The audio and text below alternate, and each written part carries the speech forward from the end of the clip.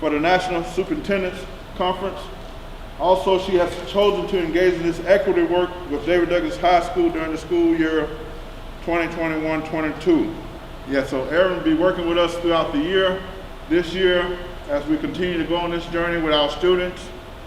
And so, if you can join me and please welcome Erin Jones.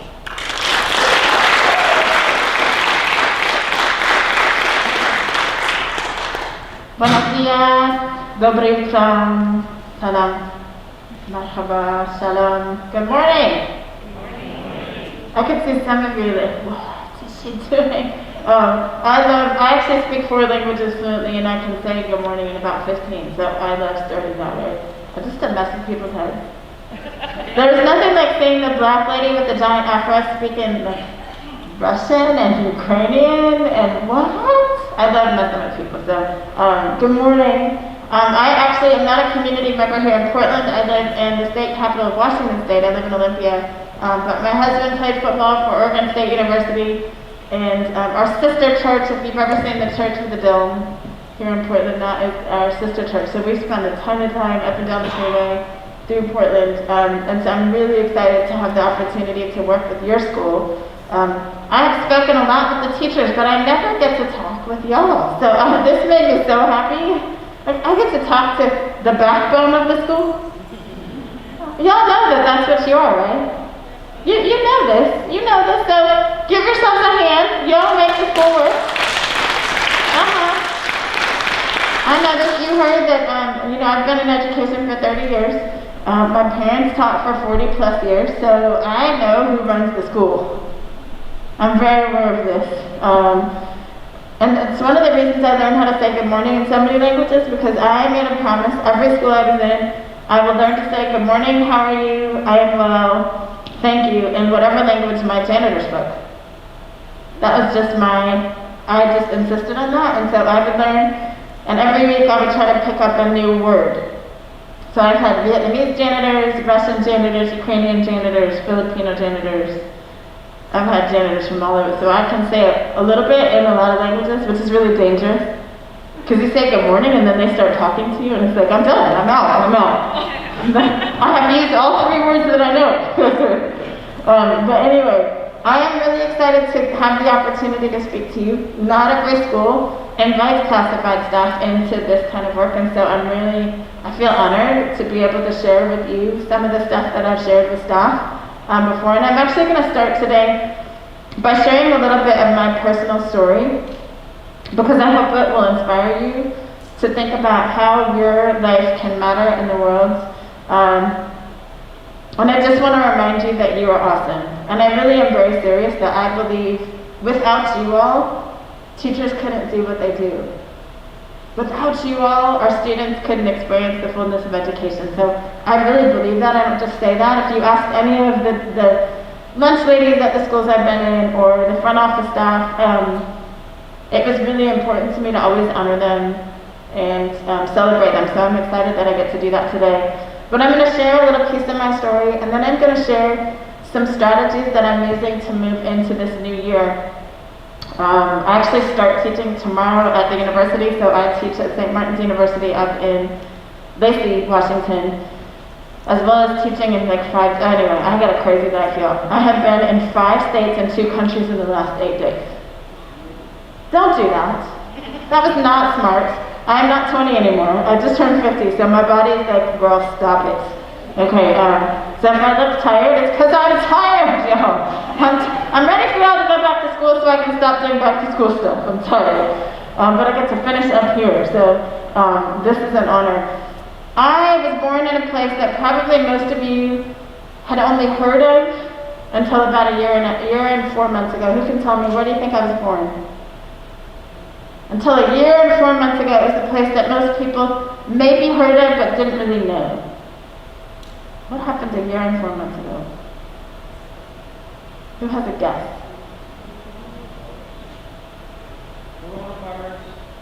Not coronavirus. It has nothing to do with the coronavirus. It's something else that happened a year and 4 months ago. It's not a good thing. Any guesses? Not Ferguson. More recent than that? No? to give you another hint. It's something that made the news, and not for a good reason. It has stayed in the news for the last year, and it's not coronavirus. Minneapolis. Yes. I was born in a place called Minneapolis that most people had only ever heard of, and suddenly everybody knows where it is now. I was born out of the body of a white woman. Now, obviously, the daddy was not white, because y'all white people cannot grow this fabulous afro. But I was born out of the body of a white woman who was forced to leave me in the hospital. Because in 1971, when I was born, a white woman and a black man were not allowed to be together in Minnesota. It wasn't by law. It was just a reality. And so my mother would leave me in the hospital, and I would be sent that very first day to the Children's Home Society, to an orphanage. And on my birth certificate, for the name of my mother, it says Norwegian lady. For the name of my father, Negro. That's on my today birth certificate, my official birth certificate, that's what it says. And so that's how I started life. At 3 months old, a white couple from northern Minnesota, from a small Iron Range town in northern Minnesota, would show up at the Children's Home Society, and they would ask, "Who are the children nobody wants?" And the director immediately said, "Well, black babies, nobody wants them." And my dad would say, "Well, that's who we want then." And my dad tells the story of walking through the Children's Home Society nursery and seeing my crib and saying, "She's the one we want." So I see myself as chosen by a family, not rejected. I was chosen by them, and do you know the day they adopted me, they were disowned by both sides of their family. Good Christian families. Disowned by both of them for adopting a Negro baby. Now, the good news is my dad is a really brave human being. Now, how many of you are old enough to remember the pocket protectors? Anybody remember pocket protectors? Yeah, we're showing our age, aren't we? All you young people are like, what? Well, there was a time back in the 70s, 60s and 70s where if you were a math teacher or an engineer, you wore this plastic thing in your pocket, and it protected your pocket from pens and chalk. And my dad was one of those math teachers that walked around with it all the time. Like, he was going to run into a chalkboard somewhere. Like, you never knew, and he could have to do math on a chalkboard. So every day, he had a pocket protector in his pocket. So that was my dad. And my dad, when I was 6 months old, did something really courageous. So he may have been a nerdy math teacher, but he also is one of the bravest humans I know. He said, "I'm going to bring our little black daughter to meet my family, and they will love her." And so he brings me to Christmas. My grandfather sees me for the first time, and he said, "Oh, she's cute. I guess it's okay." What kind of response is that? What were they expecting? God makes babies cute for the most part. Y'all, I've seen some ugly babies, but most babies are cute. But imagine this much hair on a 6-month-old child. Like, how could that not be cute, right?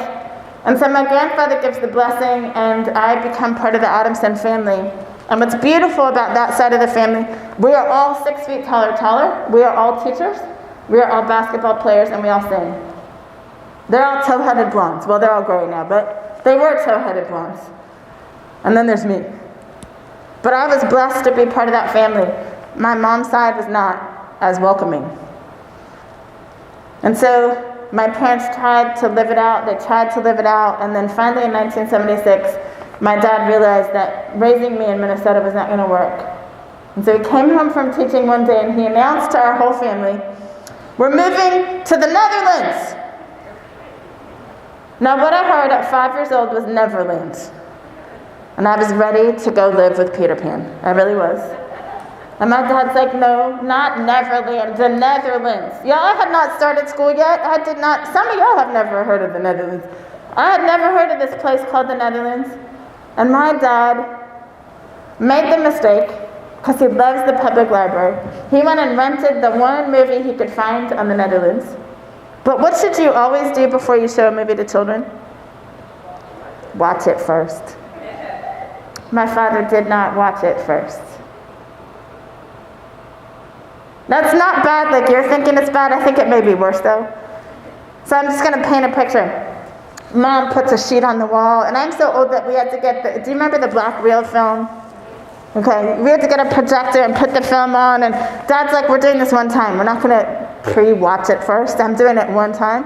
And so there's a sheet on the wall, and my brother and I are like eating Orville Redenbacher's popcorn, and we have glass Coke bottles. It's like a special day. And we're getting ready to watch this movie, and the movie starts, and the very opening scene of this movie, if you know anything about the Netherlands, the land is here, and the ocean is here. Let me do that again. Land here. Ocean here. See a problem? There's a wall that goes around the entire country to hold the ocean from the land. Opening scene of the movie. There's a storm on the ocean, beats against the wall breaks, and the ocean takes over the land. And all I remember in the first 5 seconds of this movie is cows swimming and people screaming. And this is the country we are moving to. And my dad's standing in front of the screen, turn it off, oh my gosh! We should have watched this first, yeah. And I was traumatized for life. Now, that film actually exists. I thought I had made that up, and my husband was able to find the film. The dike literally broke. And this is a movie about the dike breaking in the Netherlands. Y'all, every time it rained, I was ready to die. The walls, and now, fortunately the wall never broke again, but I would grow up in a place called the Netherlands, at the American school that's connected to the United Nations. And I went from being an orphan kid to sitting next to people whose parents ran countries. Every American president that came to the United Nations walked the halls of my school building, from Jimmy Carter to George Bush. I was invited to host Barbara Bush as an 18-year-old kid for a day. People ask all the time, what was she like? Exactly what you think. Grandma. That's exactly what she was like. She dressed like grandma, she talked like grandma. But I had this amazing experience. I went from orphan kid rejected to suddenly hanging out with really powerful people. And I would have an incredible experience as a 9-year-old child that would forever change me. At 9 years old, my best friend was from Israel. In fact, her dad was the Israeli ambassador. And at the time, in 1979, 1980, Israel and Palestine were kind of where they are today. Dropping bombs, suicide bombing, except we didn't have YouTube and internet then, so you would hear about something in the newspaper, and then it would take days for her to find out where her grandparents and aunties and uncles were still alive. I want you to imagine being a 9-year-old kid and being worried about whether your family is still alive. And then one day in November of 1980, my parents they dragged me to a PTA meeting. And I was not happy about going to this PTA meeting, so I planned to sit in the back of the library and just read a book. And I get there and I see my friend's dad, the Israeli ambassador, is in the room. And as they begin to introduce all the people around the table, guess who else is there? The Palestinian ambassador. And what I learned is his kid is also at our elementary school. And so you have the Palestinian ambassador and the Israeli ambassador at the same table to talk about the education of their children. And I had a revelation that day at 9 years old. I'm going to solve the Middle East crisis. And so I began to learn Arabic and Hebrew. I was a weird little kid. I'm still weird. But I was definitely a weird 9-year-old, and I began to learn Arabic and Hebrew. And then in January of 1981, our school gets a call from the Egyptian embassy. And the president of Egypt's wife, his name was Anwar Sadat, his wife said, we're in the middle of a war, but I believe if I could teach little kids to commit to peace, I could change the world. She said, I have this assembly that I want to try with little kids. I'm going to bring my friend John Denver, my friend. I'm going to bring him with, and he'll sing with the choir, and then I'll share my story, and we'll hopefully change the world, one little kid at a time. And they wanted to try this out at my school because it was the United Nations school, and so they show up on my campus, and I get to sing Leaving on a Jet Plane with John Denver, which I totally didn't appreciate at 9 years old. It's just like this old white guy with big glasses, like I don't understand. Later, I understood how powerful that was, but he would sing with us, and then we would listen to her. And when she was done speaking, she would ask the 4th grade teacher, who are the 3 children most likely to change the world? John and I would like to take them to lunch. And who do you think got chosen to have lunch with them? The weird kid learned to speak Arabic and Hebrew. And I would sit between John Denver and Mrs. Sadat that day at 9 years old. And she would ask us, so how are you going to change the world? And I would raise my hand first and I said, I'm going to solve the Middle East crisis. I'm learning to speak Arabic and Hebrew. I'm going to bring peace to Israel and Palestine. And she did not laugh at me that day. She pointed at me and she said, you, Erin, are a world changer. Not you're going to be someday. Not I see lots of potential in you. You, Erin, are a world changer. Your words matter in the lives of young people. Whether you're working in the kitchen, or you're the janitor, or you're security, or you're a paraeducator, your words into the ears of children absolutely matter. You can change the world with your words. I absolutely believe words bring life or death. And I want to invite you to use your words with each other and with your students to give them life. That day changed my entire life. I knew from that moment on I was meant to change the world. And I did. I began to really invest in my education. It would bring me back to America for college in 1989. I came all the way across the ocean by myself, before internet, before cell phones. I left everything in Europe to come back to America. And I've been working in schools now for the last 30 years because I absolutely believe schools are the place that we're going to change the world. And how we show up for students can make or break a community, can make or break a state, it can make or break our country. So when I think about who absolutely has the greatest power in this country, it's you.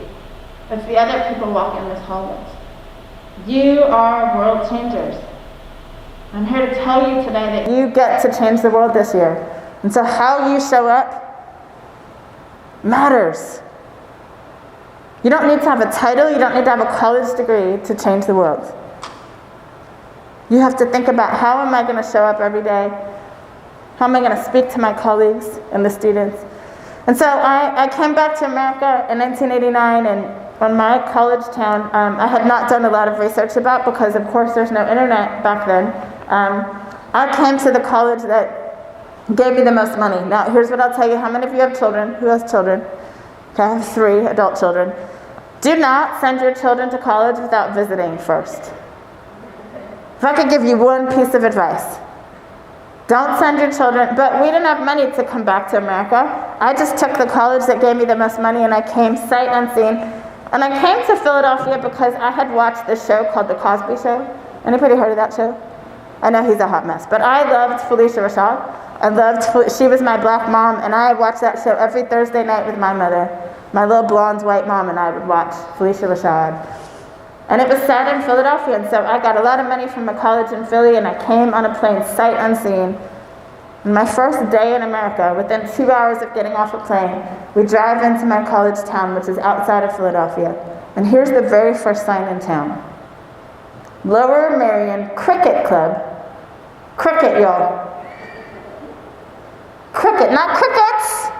The sport cricket. How many of you have ever seen the sport cricket played? Okay. Do most Americans play cricket? No. British Isles. That's British folks that have been called. Anyway, it's not an American sport for the most part. Lower Merion Cricket Club. And underneath that, no coloreds or Jews allowed here. It's on the main street of my college town, not half a mile from my college. And I know I'm in trouble. I had studied American history. I knew about the Civil Rights Movement. I knew about the Cosby Show. I knew Will Smith was from Philadelphia. In my mind, that's how I was going to live. And suddenly, no coloreds or Jews allowed on the main sign. Not 5 blocks from my college. And I know in that moment I'm in trouble. And my mom is sleeping next to me in the taxi cab, and I have a split-second decision to make, and I choose not to wake her up because I've worked so hard to get to America. But that sign was a great predictor of my college experience. And by the way, the sign did not come down until 2012. So I want you to imagine being a colored girl having to walk past that sign every day. Painful. And then being called the N-word for the first time my second month in America. Now, fortunately, I was a soccer player and a basketball player, and so I had this really amazing community of athletes and coaches around me. But when basketball season ended in March, do you know my coach never checked on me again? I know you're a coach, and you can appreciate this. Not once did my coach check on me. And understand, I was the star on the soccer team and the star on the as a freshman. Not once did my coach check on me. I stopped going to class. I stopped eating. I didn't know how to be in this country. I knew I didn't belong here.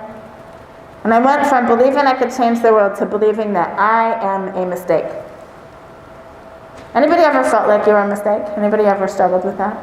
Am I the only one? Yeah, I felt like I am a mistake. I just want to disappear.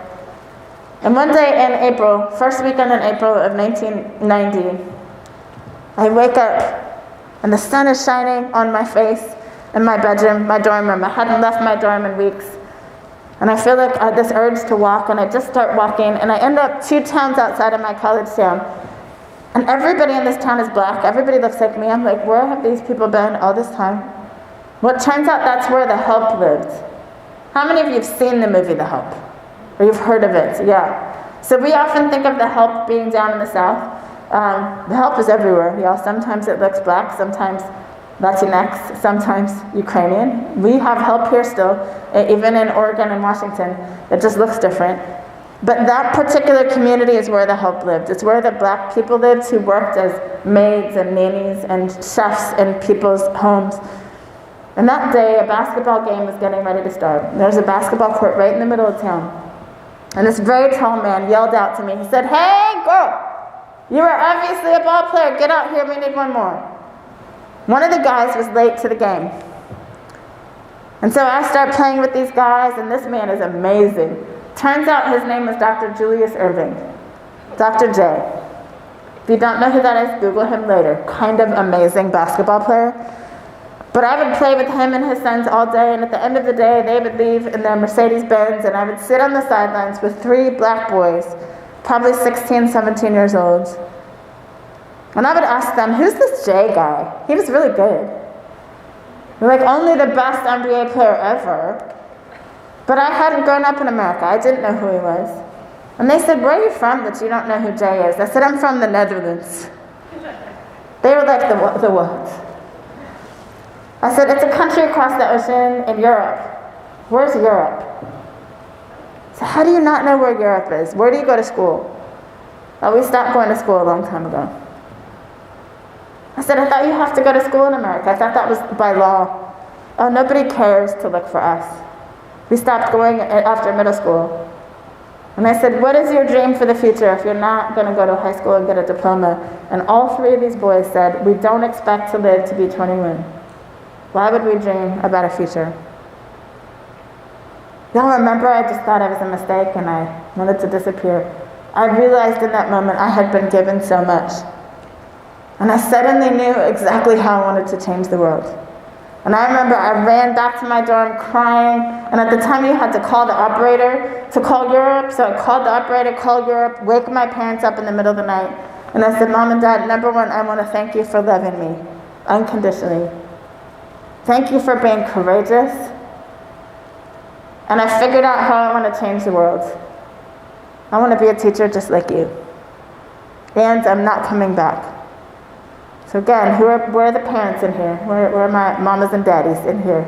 I want you to imagine hearing from your child across an ocean, I'm not coming back. Y'all, I never did go back.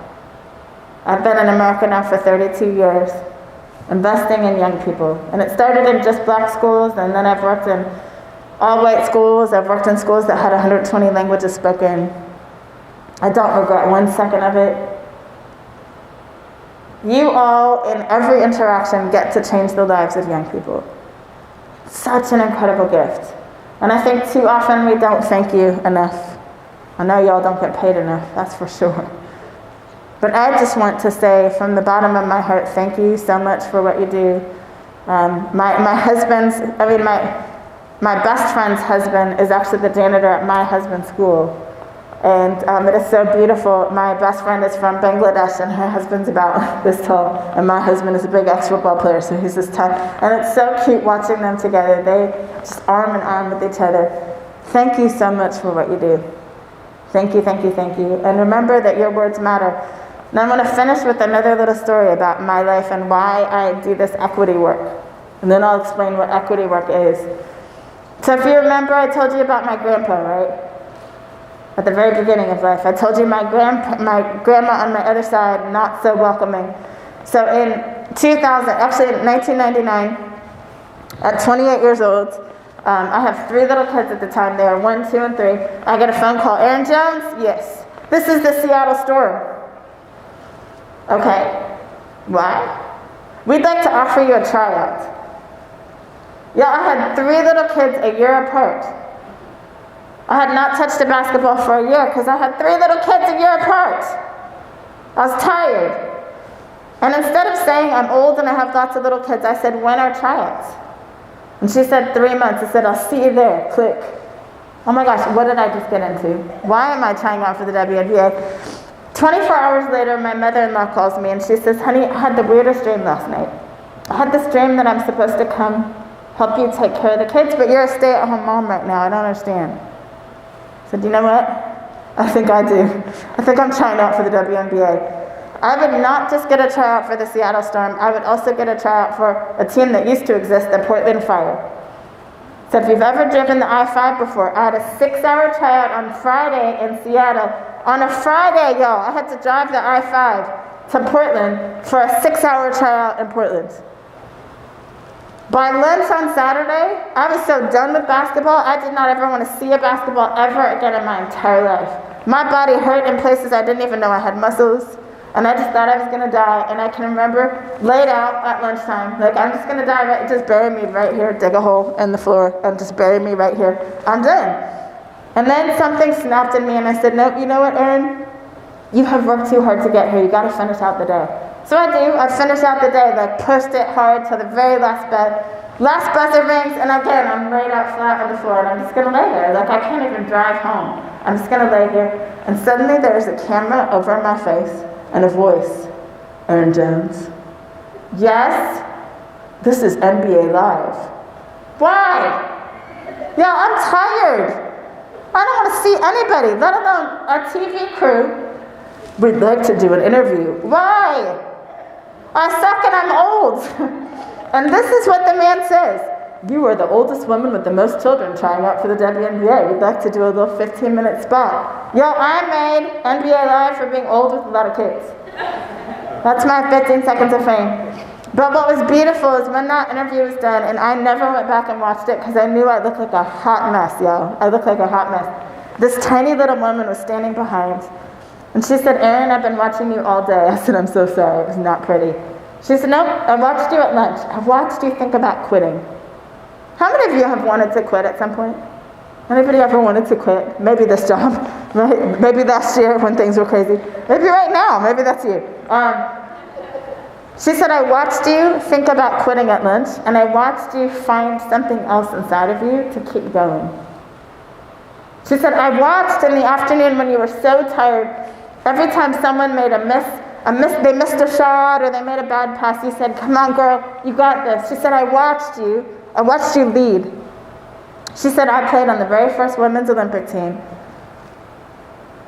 And I'm taking a group of American women to play against the Mexican Olympic team to prepare for the Olympics. Would you be willing to be our player captain? And on my 30th birthday, I had the opportunity to play La Ciudad de Mexico against the Mexican Olympic team in our first exhibition game. Y'all, sometimes the things you lose actually open doors to the greatest opportunities in your life. Sometimes our greatest losses actually are open doors to this other thing that you need to do. And so I get to play all summer in Mexico. In fact, on my birthday, I got to share my story with 5,000 people in an outdoor stadium in Spanish because I speak Spanish. Freaks people out. Everyone jumped up when I was done and they sang happy birthday to me in Spanish. Really beautiful. And after the game, about 30 little kids lined up to have me sign their t-shirts and their shoes. I was nobody, but they all said, thank you for coming to our country and inspiring us to be our best selves. And I knew that I needed to come back to America and get back into teaching. So I come back to the US at the end of the summer, and I get a call from my cousin on my dad's side. Remember, we're all basketball players. And he says, Erin, I need you to come to Minnesota next week. I'm coaching this girls' basketball camp, and my girls need to hear your story. I said, Bill, I think you live in the same small town as my mom's mom. The only way I'll come is if you arrange for me to meet with her. He's like, are you sure? You know her, don't you? I said, well, actually, I don't know her. He said, I don't know that that's such a... I said, I will only come if you arrange for me to meet with her. And so I fly all the way to northern Minnesota, do the first day of camp. He drops me off at her retirement home. And understand, Grandma's about 4'10", I think. I think she was the tallest in her family at 4'10". Tiny, tiny, tiny. She opens the door, and she's been crying all day. And she has a shoebox in her hands. And she says to me, at 86 years old, I'm 30, Erin, and she begins to take things out of, do you know my mother had been sending her my school pictures every year? Every certificate I ever won, every newspaper clipping was in this little shoebox. And my grandma's taking them out, and she says these words, honey, do you know you were the favorite grandchild out of all of our grandchildren? We are more proud of you than any of the others. We just didn't know how to tell you because you're a... And she used the N-word, y'all. And not Negro. The other one that you should never say. She used that word in the same sentence as she said, you're the favorite. And I said, Grandma, you can't use that word. She said, what do I call you? I said, how about Erin? And do you know what I realized that day that I want to share with you, and it's something that I share across the country? I realized that day that in America we've been taught to not talk about race, and here's what's happened because of that. We suck at it. We are really bad at talking about race because we've been told to not talk about it. And I realized in that moment, my grandma hadn't hated us all this time. She just didn't know how to talk to us. And I made the decision that day, I will use the rest of my life to help people talk about race. Because it almost destroyed our family. She followed with these words, Erin, can you ever forgive us? Your grandfather went to his grave and he never got to tell you how much he loved you. Can you forgive us? And I said, Grandma, why do you think I flew all the way here? I flew here today, hoping to forgive you. And I did forgive her. I held all 4'11" of her in my belly button for an hour, and we cried. And do you know, she would die 3 months later. And I think all the time, what if I had not tried out for the WNBA? What if I'd not done that herd thing? What if I'd not said yes to Mexico? Maybe I wouldn't have been asked by my cousin. And so sometimes the hard things that you're asked to do, you need to do them, not because it's about winning, it's about stretching you. And then I want to offer that I think we've been told in this country to not talk about 3 things, race, religion, politics. I would offer we suck at them, not because we're bad people, but because we're absolutely unpracticed at having hard conversations. And here's the other truth. You actually don't have to agree with people on but we've got to learn to talk to one another in simple ways that center our humanity. So when did I begin talking about race and justice and equity? That day in my grandma's apartment.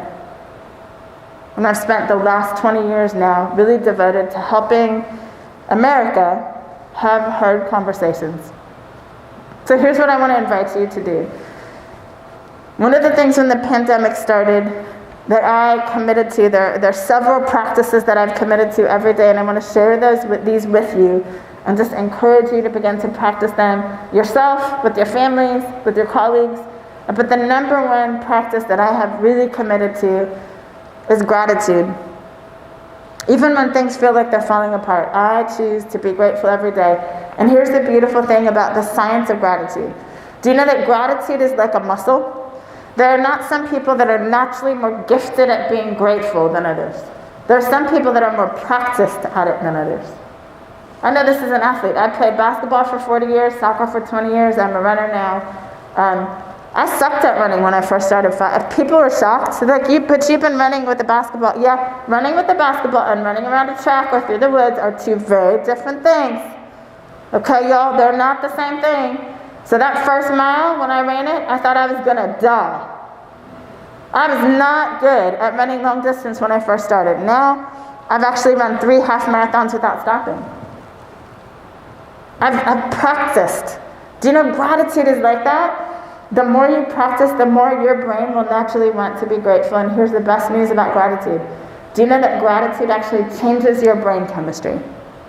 Gratitude, if you do it over and over and over regularly, will change the dendrites in your brain to create this positive neural network.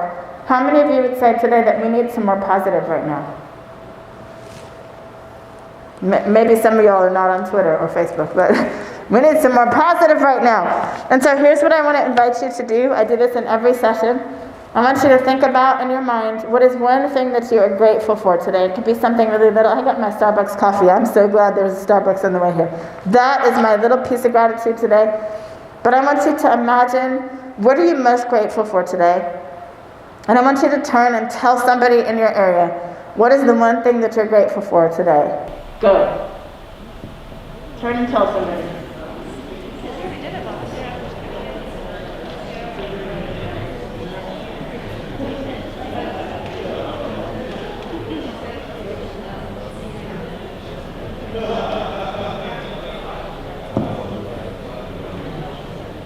Okay. I want to invite you to practice gratitude every day. For those of you that work on teams, I want to invite you, as you show up in the morning, make a practice of just sharing gratitude with one another. I want to invite you, if you'd like to write, to keep a gratitude journal. There's incredible power in just choosing gratitude. For those of you who are parents, I want to invite you to begin practicing gratitude with your children. Whether that's as you're sitting around the dining room table, taking 1 minute to at least get to pass the baton around the table and share gratitude. Maybe at bedtime as you're putting kids to bed. But I want to invite you to begin to make that brain shift by really practicing gratitude. The second thing I want to invite you to is this. It's called What's in Your Hand. I want everybody to put your hands out. Put your hands out like this, like you're cupping water. And I want you to picture in your hands, what are the things that you are best at? You don't have to be the best at them. But what are the things that you're best at, that you love doing the most? I want you to picture those physically in your hands. I know for me, teaching is one of them. Playing sports is another one for me. I love music. I love writing music. I love singing music. I speak languages. Those are some of the... My smile, which is why I wear this like clear. By the way, this is a mask that you can get if you work with deaf and hard of hearing people, because doing race work, if you can't see my face and you think I'm frowning all the time, it doesn't go over very well. So that's why I have this. But I love to smile. I know that's one of my gifts. I love to smile. It's not a fake smile. I love smiling at people. Some of you may be really great at art. Some of you may be great at putting cars together or fixing whatever you do. I want you to picture that in your hands right now. Okay, you can put your hands down. I want to invite you that so often we talk about what we don't have, that we don't take time to figure out what do we all bring to the table. Every single one of you has gifts and talents. And here's the other thing. Some of your gifts and talents are not in your job description. And yet, you could use them on the job to benefit other people. I have one of my students, so when school shut down in Washington State on March 13th, I decided to go online and just provide free classes for any kids that wanted to join. And one of my students, she was 12 at the time, she thought, I don't have anything to offer the world. I don't have anything to offer the world. I suck. I'm not pretty and I'm not smart. And she just kept using all these nots. And then about 3 weeks into class, her dad sends me a message and says, Erin, I just want you to know, she spent every day drawing a picture and writing a note for each house in our neighborhood where there's an older person staying who's in isolation right now. And she would take a glass jar and put the piece of art and the note in this glass jar, and every day she was picking a different elderly person to put this outside their home. Yeah, that was an incredible gift. And yet this kid thought she was nothing. Do you know, by the end of my class, after that, about a year, she ran for president of her student body. And that child this year is the president of her student body. All she needed was for somebody to help her see she had lots of gifts to offer the world. Many of you in here are that way. You may feel like, man, I don't have a ton to offer the world. Even your little thing, your love of drawing, or painting, or quilting, or fixing stuff, absolutely could be a gift to the people around you. And so I want to invite you to think about what's in your hand, because you all have something to offer this building that may not be in your job description. Third thing, I want to invite you that this year is going to be a year where you need some courage and bravery. I think so often, how many of you remember political correctness? Who remembers when, I would say political correctness is still talked about now, but who remembers when we started as a country talking about political correctness? Anybody remember that? Yeah. I think it taught us how to lie to each other really well. I'm just going to offer that. I think we learned how to say the right words. But y'all, I speak body language. That's the fifth language I speak. And there's nothing worse to me than somebody saying the right word, but their eyes and their body are telling me they do not believe that word. I would rather know exactly what you think than try to guess by your body language, like, did she really mean that? And so I want to offer today that I don't think political correctness is our way forward. I want to offer that being brave is our way forward. I want to offer that safety often has meant that if you're the lone Democrat in a Republican space, you're not going to say anything. If you're the lone Republican in a mostly Democrat space, you're not going to say anything. If you're the lone black person in an all-white space, you're probably not going to say anything. I think safety has caused us to be silent. And I think that also is not helpful. I want to invite us today into a brave space. And I'm going to invite you to think about, what do you need as a staff person here to be your best and bravest self? Now, one of my rules for myself is I don't ever critique a system if I'm not willing to be part of the solution. So that's one of my rules for myself. My second rule for myself is I don't ever critique a person if I can't do it with love. Now, love does not mean that I like them. Let me just be clear. I may not agree with you. I may not like some of the things you do, but love for me is I'm going to show up and see you as equally valuable in the world as me. And so when I bring critique, it's going to be out of this desire to bring you to a better place, not out of a desire to get a pound of flesh to be right. I'm going to let you know. I don't think that's useful. And so I want to invite us into a brave space. And there are kind of three words that I think about when I think about what brave spaces mean. Humility, humanity, and history. I want to show up in spaces with the humility that I don't know it all. This is work that I do all the time, and yet I'm learning every day new stuff. And I also know that I can't do the work by myself. None of y'all can do great things by yourself. You have to link arms. And so I show up with the humility. I don't know it all, can't do it by myself. I also show up believing that every human being, every person on staff here has equal value to mine. And that means whether I agree with you or not. I'm going to speak to you as if you have equal value to mine. Y'all, that's hard.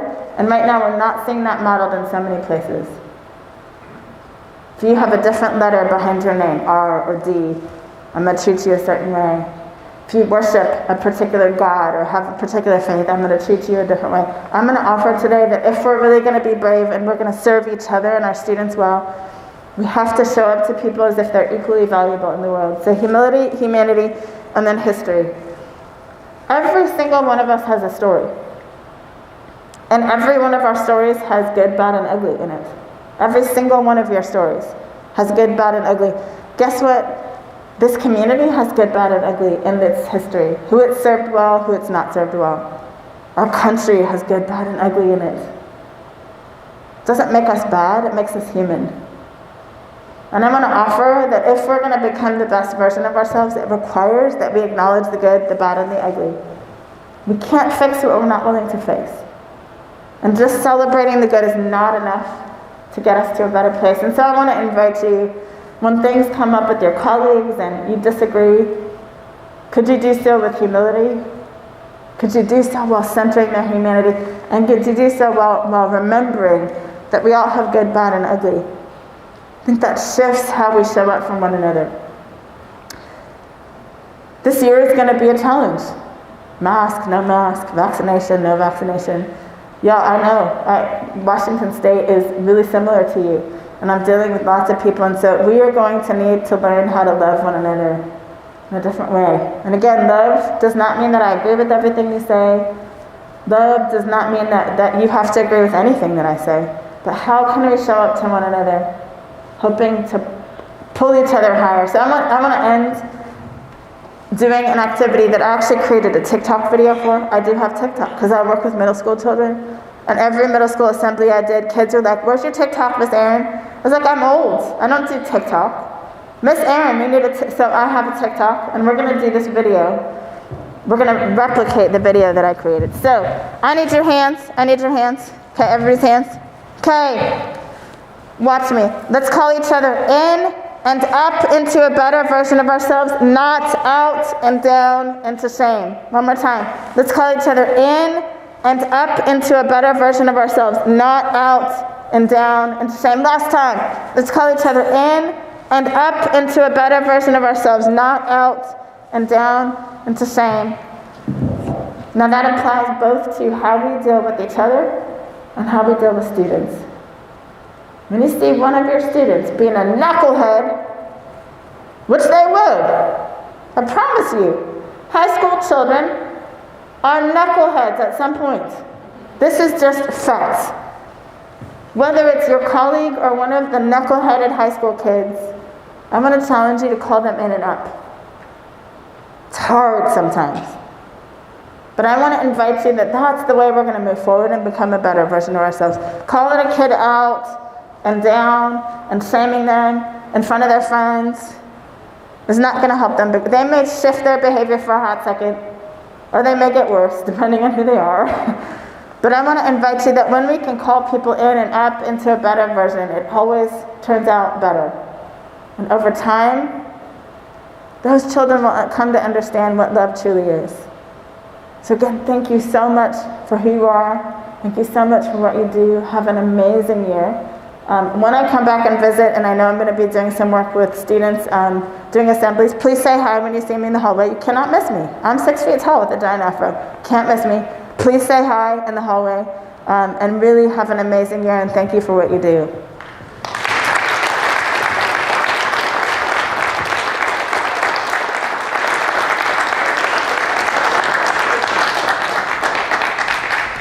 Again, I want to thank Erin for being here today.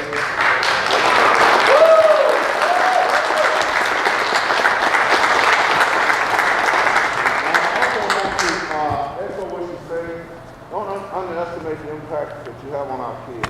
So reach out to them, create a relationship with them, because that's something they want to do. You know, they want somebody to care about it. They want somebody to care for them. And you are the foundation of our high school. I can't express enough how important you are to what we do here every day. If you don't show up at your best, you know, we're only as good as you are. And so again, I want to appreciate you for all you do for our students. And again, go out and impact lives. Thank you.